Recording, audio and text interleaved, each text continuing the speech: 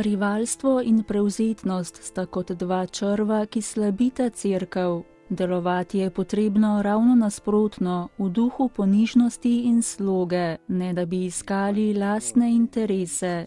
To je poudarek iz homilije papeža Frančiška med današnjo jutranjo mašo v kapeli doma Svete Marte. Izhajajoč iz Pavlovega pisma Filipljanom je papež zatrdil, da je veselje škofa videti v svoji cerkvi ljubezen, edinost in slogo. Ta harmonija je sicer milost, katero ustvarja Sveti Duh, a mi moramo svoje strani narediti vse, da pomagamo Svetemu Duhu ustvarjati to harmonijo v cerkvi.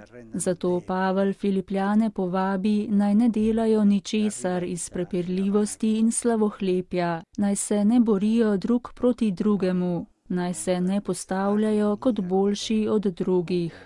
Vidimo, je dodal papež Frančišek, da to ni nekaj, kar najdemo le v našem času, ampak obstaja že dolgo.